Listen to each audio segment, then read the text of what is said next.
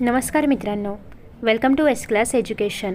So मित्रांनो, मला हा प्रश्न बऱ्याचदा विचारला गेला आहे की 10th स्टँडर्ड सायन्स म्हणजेच बोर्ड एक्झाममध्ये सायन्सच्या प्रश्नपत्रिकेमध्ये जर असा प्रश्न असेल की डिफाईन दिस किंवा write the definition, explain the term असेल किंवा राईट द लॉ वगैरे असे काही प्रश्न असतील तर त्याची उत्तरं आपण मनाने लिहू शकतो का किंवा आपण आपल्या भाषेत लिहू शकतो का? आता आपल्या भाषेत म्हणजे काय असतं की आपल्याला तो लॉ किंवा ती कॉन्सेप्ट माहिती आहे आणि आपण ती आपल्या भाषेमध्ये म्हणजेच इंग्लिशमध्येच पण आहे असे शब्द न लिहिता आपण काही थोडीफार इझी लँग्वेज वापरून काही सिमिलर वेगळे शब्द वापरून लिहू शकतो का? तर नाही.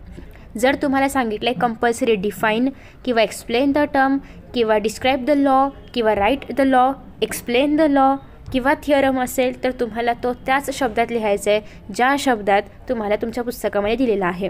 फॉर एक्झाम्पल केपलरचे लॉ असतील, 3 लॉ आहेत, तर तिन्ही पण लॉ ज्या ठिकाणी सन शब्द आहे, ज्या ठिकाणी फोकाय शब्द आहे तो त्याच ठिकाणी असला पाहिजे आणि सेम टू सेम तुम्हाला लॉ लिहायचा आहे.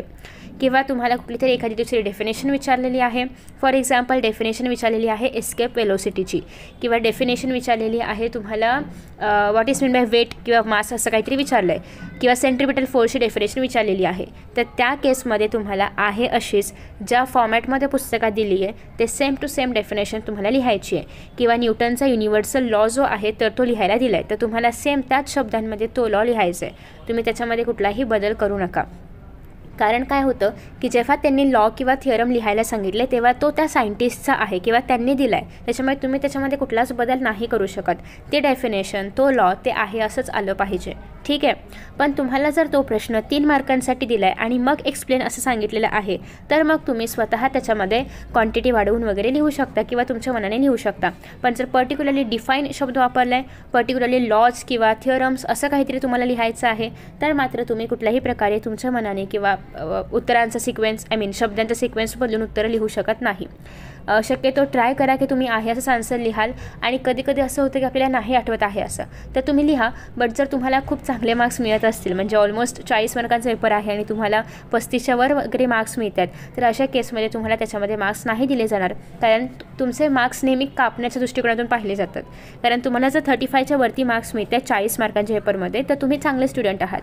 मग तुमच्याकडून एक्सपेक्टेड आहे की तुम्ही बरोबर आणि आहे त्याच शब्दांमध्ये, आहे त्याच सिक्वेन्समध्ये पुस्तकामध्ये जसं आहे तसं तुम्ही आन्सर लिहाल, ठीक आहे. सो त्याच्यामुळे ट्राय करा की तुमचा पेपर जर खूप चांगला लिहित असाल तुम्ही तर ट्राय करा की तुम्ही आहे असेच आन्सर्स लिहाल, त्याच्यामध्ये कोणताही बदल करू शकत नाही. एक्सप्लेन वगैरे आहे किंवा खूप मोठं काहीतरी सपोज तुम्हाला सांगितलेलं आहे की फिमेल रिप्रोडक्टिव्ह सिस्टीम एक्सप्लेन करा, मेल रिप्रोडक्टिव्ह सिस्टीम एक्सप्लेन करा, तर त्या कंडिशनमध्ये तुम्हाला आहे असं लिहायची गरज नाही आहे. तुम्ही शब्दांचा क्रम वगैरे सगळं बदलून लिहू शकता. किंवा तुम्हाला अजून काहीतरी एक्सप्लेन करा, युजेस लिहा, ॲडव्हान्टेजेस लिहा, डिसॲडव्हान्टेजेस लिहा असं सांगितलं आहे तर त्या केसमध्ये तुम्ही तुमच्या मनाने उत्तर लिहू शकता. पण ते उत्तर पुस्तकाची मॅच असलं पाहिजे किंवा पुस्तकामधल्या कॉन्टेंटशी मॅच असलं पाहिजे. तुम्ही मनाने इतर कुठलेही पॉईंट्स लिहू शकत नाही. मनाने लिहिणं म्हणजे फक्त तुम्ही तुमच्या शब्दामध्ये तुम्हाला जे समजलं आहे ना ते तुम्हाला तुमच्या शब्दामध्ये कन्वर्ट करून लिहायचं आहे, ठीक आहे. पण एक्स्ट्रा कुठले पॉईंट्स ॲड किंवा सबट्रॅक्ट करू नका. जे पुस्तकात आहेत तेच पॉईंट्स तुम्ही स्वतःहून तुमच्या भाषेमध्ये कन्वर्ट करून लिहू शकता.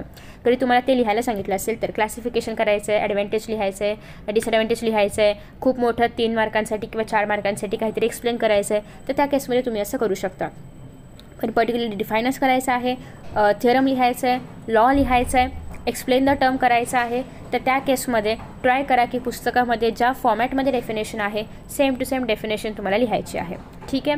सो आय होप की तुमचा हा डाऊट क्लिअर झाला असेल. आणि व्हॉट इफ की तुम्ही अगदी सेम टू सेम नाही लिहिलं तर तुम्ही जर थोडेसे कमी मार्क्स तुम्हाला मिळत असतील तर तुम्हाला किती मार्क्स कन्सिडर करून दिला जातो. पण तुम्हाला जास्त चांगले मार्क्स मिळतात, 35च्या अबव वगैरे मार्क्स मिळतात तर मग तुम्हाला त्या ठिकाणी मार्क्स मिळणार नाहीत, ठीक आहे. सो डिपेंड्स अपॉन की तुम्हाला किती मार्क्स मिळतात त्याच्यावरती तुमचं उत्तर कन्सिडर केलं जातं किंवा केलं जात नाही. सो प्लीज कोणतीही रिस्क घेऊ नका. ट्राय करा की तुम्ही जसं आन्सर आहे पुस्तकामध्ये किंवा जसं डेफिनेशन आहे सेम टू सेमच पाठ करण्याचा प्रयत्न करा. अगदी इज अँड द थोडाफार काही तिकडे चालतं पण सन आणि फोकाय हा जो आपला केपलरच्या पहिल्या लॉमधला जे शब्द आहेत ते उलटे सुलटे होऊ देऊ नका, ठीक आहे. बाकी तुम्ही इज अँड दमध्ये थोडंफार कन्सिडर केलं जातं पण तरी पण जसं आहे तसं परफेक्ट लिहिण्याचा प्रयत्न करा. सो आय होप की तुम्हाला या प्रश्नाचं उत्तर मिळालं असेल.